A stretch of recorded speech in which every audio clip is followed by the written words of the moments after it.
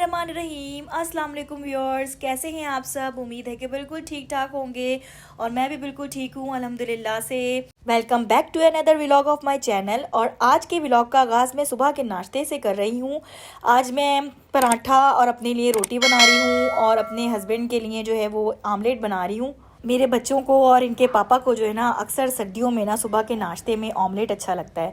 तो ये अक्सर यही फरमाइश करते हैं कि आज अगर सालन कोई नहीं है ना तो आप ऑमलेट बना के हमें दे दें। तो जब इन लोगों के लिए मैं ऑमलेट बनाती हूँ तो फिर साथ मैं खा लेती हूँ। ऐसे मुझे इतना ज़्यादा पसंद नहीं है, लेकिन जब कोई दूसरा सालन ना हो तो फिर खा लेती हूँ रोटी के साथ। और मैं ना आजकल सुबह नाश्ते में पराठा छोड़ के ना रोटी पे आ गई हूँ, क्योंकि ना पराठे खा खा के जो है ना मेरे मैदे का बड़ा मसला बन रहा है। बच्चों का स्कूल डे था तो बच्चे तो स्कूल जा चुके हैं और अब मैं और मेरे हस्बैंड हम दोनों नाश्ता कर रहे हैं। और आज मैंने नाश्ते में चाय नहीं बनाई, मैंने चाय रखी ही नहीं। हालांकि चाय मुझे बहुत ज़्यादा पसंद है, लेकिन मैदे की दर्द और तकलीफ़ की वजह से ना आज मैंने चाय नाश्ते में नहीं रखी। और अब यहाँ मैं मलाई निकाल के देख रही थी फ्रीज़र से कि कितनी खट्टी हो गई है, क्योंकि मुझे देसी घी बनाना था, साग बनाना है आज मैंने। तो मैं ये सोच रही थी कि अगर देसी घी होना तो वो देसी घी का जब साग पे तड़का लगता है तो बड़े ही मज़े का लगता है। तो ये देखिए आप मेरे काम चेक करें कि मैंने किया हुआ क्या है। ये मलाई ना छोटे डब्बों में डाल लेती हूँ और ऊपर तक इसको इकट्ठी कर लेती हूँ, ऐसे ऐसे पहाड़ियाँ सी बन जाती हैं इसकी। और जब एक डब्बा फुल हो जाता है फिर एक पहाड़ी यानी कि मेरी तैयार हो जाती है, फिर मैं दूसरी पहाड़ी तैयार करने के चक्कर में पड़ जाती। तो अभी मैं यही सोच रही थी कि अभी तो सिर्फ 2 पहाड़ियाँ ही बनी हैं, जब 2 और हो जाएंगी ना तो फिर ही मैं इसका देसी घी निकालूंगी। अब इसके बाद मैं आटा गूंदने की तरफ आ गई हूँ और अब आटा गूंदती जा रही हूँ आहिस्ता आहिस्ता से। अच्छा, यहाँ पे ना मैं अपनी प्यारी प्यारी सी बहनों को ना एक बात बताती हूँ, एक बहुत ज़रूरी बात, कि जब आप लोग आटा गूंद रही हुआ करें ना तो आप अल्लाह ताला के जो ये 2 नाम है ना, या बासितो या रज़ाको, इसका विर्द करती रहा करें। तो आप लोग खुद देखेंगे कि इससे रिज़्क में इतनी बरकत होती है, आपके रोज़ी रिज़्क में। आप पूरा दिन भी खुला पढ़ सकती हैं या बासितो या रज़ा को, लेकिन ख़ास तौर से जब आप आटा गूंद रही हुआ करें ना तब आप इसका विर्द जारी रखा करें। मैं खुद भी ऐसा ही करती हूँ। अच्छा, इसके बाद है ना ये काली मिर्ची मैं बाज़ार से लेके आई थी साबुत, और इसको अब मैं पीसने लगी हूँ, इसका पाउडर बनाने लगी हूँ। क्योंकि जो बाज़ार से रेडीमेड पाउडर मिलता है ना उसमें ना तो ऐसी फ्रेशनेस होती है और ना ही ऐसी खुशबू और जायका होता है जैसे हम ताज़ी अपने घर में लाके पीसते हैं ना। क्योंकि ये बहुत सारी रेसिपीज़ में इस्तेमाल होती है तो इसलिए मैं साबुत ले आती हूँ और इसको ऐसे पीस के तो बॉटल में डाल के रख लेती हूँ। अब इसके बाद मैं यहाँ पे झाड़ू लगा रही हूँ। ये मेरा आगे वाला कमरा है, पीछे वाला जो कमरा है उसको हमने बेडरूम के तौर पर बनाया हुआ है, और आगे वाला जो है वो TV लॉन्च के तौर पर, उस पर मैंने इस्त्री स्टैंड रखा हुआ है, फ्रिज है और 2-3 चारपाइयाँ भी हम डाल लेते हैं, क्योंकि उधर ही चारपाइयों पे बैठ के ना खाना वगैरह खा लेते हैं ना, इस तरह दस्तरखान सा बिछा के, बच्चे भी और हम भी। क्योंकि ये हमारा रेंट का मकान है और इस मकान में आए हुए अभी हमें सिर्फ 5 से 6 महीने हुए हैं। तो अभी काफ़ी सारा काम करवाने वाला है। यहाँ पे पेंट भी नहीं हुआ है घर पे, क्योंकि इतनी इमरजेंसी में ये घर लिया था। अभी घर को अच्छे से सेट करूँगी इंशाल्लाह ताला। कुछ सामान लाने वाला है वो भी लेके आऊँगी इंशाल्लाह। और ये कि फिर मालिक मकानों को कह के पेंट भी करवाएंगे। लेकिन यहाँ पे सेम वगैरह इतनी ज़्यादा है कि पेंट करवा भी लिया ना तो वो झड़ के फिर 1 से 2 साल में वही हशर हो जाना है जो अभी हशर हुआ है। तो इसी वजह से ना हम मालिक मकानों पे इतना ज़ोर नहीं डाल रहे। इनके पापा ने यही कहा था कि जब साल 1 हो जाएगा ना यहाँ रहते हुए फिर मैं मालिक मकानों से बात करूँगा पेंट वगैरह की और जो भी काम करवाने वाला है। क्योंकि बड़ी मुश्किल से ये हमें खुले सहन वाला मकान मिला था, ज़्यादा बंद मकान मिल रहे थे और बंद मकान में हम लोग 1.5 साल रहे हैं। वहाँ मेरी बहुत ज़्यादा तबीयत ख़राब हो गई थी। तो मैंने इनके पापा को यही कहा था कि मुझे खुले सहन वाला मकान चाहिए जो रोशन और हवादार हो, वेंटिलेशन अच्छी हो जिसमें। शुक्र है अल्लाह ताला का। तो बाकी ये है कि दुआ है कि अल्लाह ताला सबको अपना ज़ाती घर अता फरमाए, आमीन सुमा आमीन। अब ये दोपहर का टाइम हो गया था। इनके पापा ने कुछ चीज़ें भिजवाई हैं। ये केले हैं, हरी मिर्चें हैं, प्याज है, अदरक है और ये साग है। और ये देखें ये साग कितना प्यारा सा कटवा के भिजवाया है इनके पापा ने ना। साग वाले से साग लिया है और उसी के पास है ना, उनके पास एक हाथ वाला कटर सा होता है, तो उससे कटवा के ना मुझे भिजवा दिया। ये देखें 2 किलो साग है और इसमें 1 किलो पालक थी। ये 3 किलो हो गया साग और पालक कटिंग करा हुआ। वैसे तो ये धुला धुलाया लग रहा है, लेकिन फिर भी मैं इसको 1-2 दफ़ा पानी से धोऊंगी और धो के पकने के लिए रख दूंगी। अच्छा जी, अब आते हैं आज के टॉपिक की तरफ। कुछ चीज़ें ऐसी होती हैं जो बहुत ही कारआमद होती हैं लेकिन हमें बेकार लग रही होती हैं और हम उसको उठाकर फेंक देते हैं। जैसे कि ये छोटी प्लास्टिक की और शीशे की बॉटल्स जो कि शहद की थी। इसमें शहद आता है, हम अपने घर में शहद लेकर आते हैं, तो ये प्लास्टिक की बॉटल्स में और शीशे की बॉटल्स में आता है ये शहद। तो अक्सर लोग ऐसे करते हैं कि जब शहद खत्म हुआ तो इन बोतलों को उठा के फेंक देते हैं। जबकि अगर ऐसा कर लिया जाए कि इन बॉटल्स को धोकर पर रख दिया जाए सुखा कर, तो ये इसमें हम छोटी छोटी सी चीज़ें हम डाल सकते हैं। जैसे कि मैं इस बॉटल में काला नमक डाल रही हूँ, ये खुला लिया था मैंने और अब ये मैं इसमें भर रही हूँ। इसको डालने के लिए मैं बाजार से अलग बॉटल खरीद के लाती, तो मैंने सोचा कि मैं इसमें डाल लेती हूँ। और अब ये देखेंगे काली मिर्चों के लिए, इसमें बच्चों की मीठी सौंफ आई थी, तो जब वो खत्म हो गई तो मैंने इसको धोकर रख दिया। मैंने कहा इसमें कुछ डाल लूंगी, तो मैंने काली मिर्चें पीस कर इसके अंदर भर ली।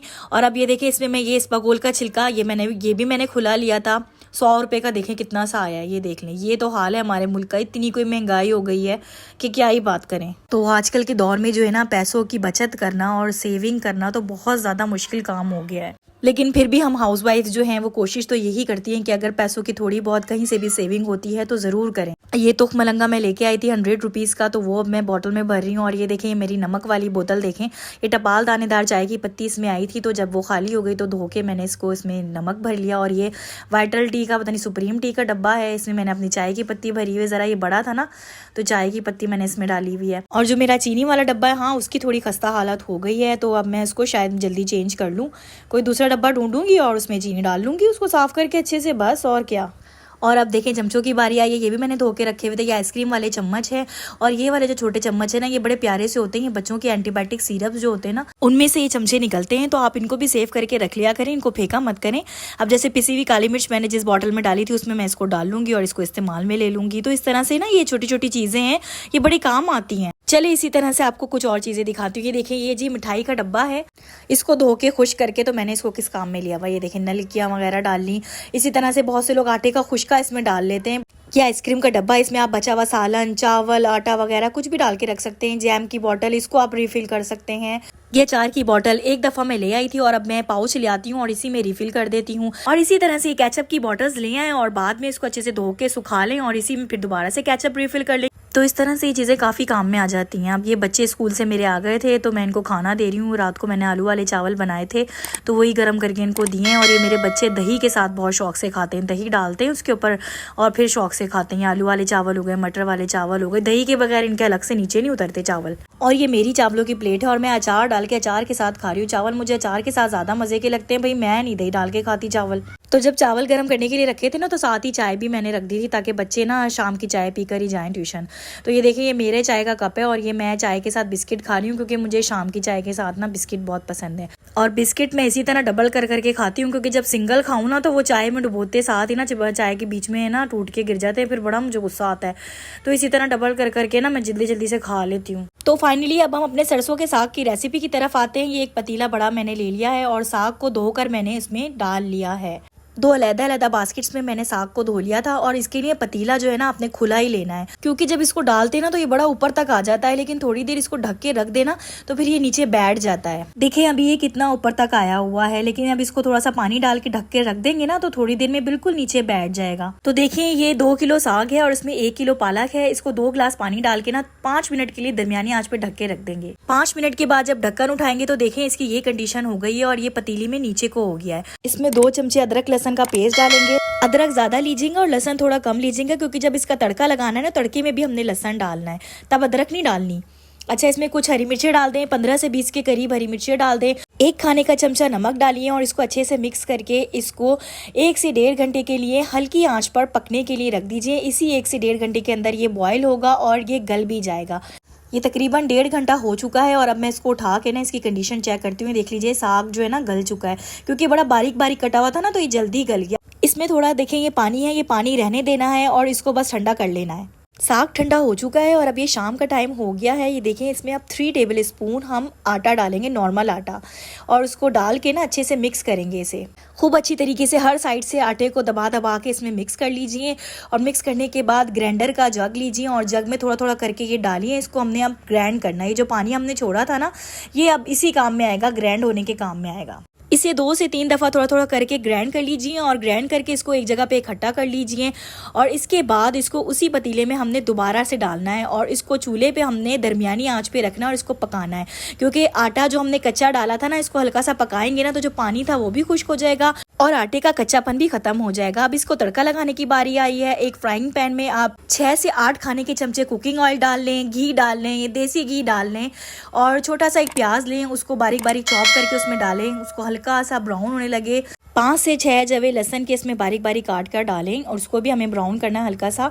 और जब ये दोनों चीज़ें हल्की हल्की सी ब्राउन हो जाए तो उसके बाद हम इसमें थोड़े से मसाले डालेंगे, जिसमें शामिल होगा 1 चाय का चम्मच साबुत ज़ीरा, 1 चाय का चम्मच कुटी हुई लाल मिर्च, आधा चाय का चम्मच पिसी हुई लाल मिर्च और आधा ही चाय का चम्मच नमक। इसको थोड़ा सा मिक्स करें और इसमें थोड़ा सा हरा धनिया भी डाल दें और उसको भी मिक्स करें। थोड़ा सा हरा धनिया भी इसके साथ फ्राई हो जाएगा। उसके बाद थोड़ा थोड़ा करके जो साग है, अब मैंने इसको हाफ साग को तड़का लगाया था, तो थोड़ा थोड़ा करके इसमें शामिल करते जाएं और इसमें चम्मच चलाते जाएं, अच्छे से इसको मिक्सअप करते जाएं। बस इसको अच्छी तरीके से मिक्स करते जाएं, तकरीबन 5 मिनट तक है ना इसको खूब अच्छे से मिक्स करते जाएं, चम्मच चलाते जाएं इसमें, और ये हमारा साग रेडी हो जाएगा। बहुत ही मज़ेदार, खाने में तो बहुत मज़े का लगता है जी। तो बस मेरा आज का व्लॉग यहीं तक था। आज का व्लॉग मेरा थोड़ा लंबा हो गया, तो मैं उम्मीद करती हूँ कि आप लोगों को मेरा आज का व्लॉग पसंद आया होगा।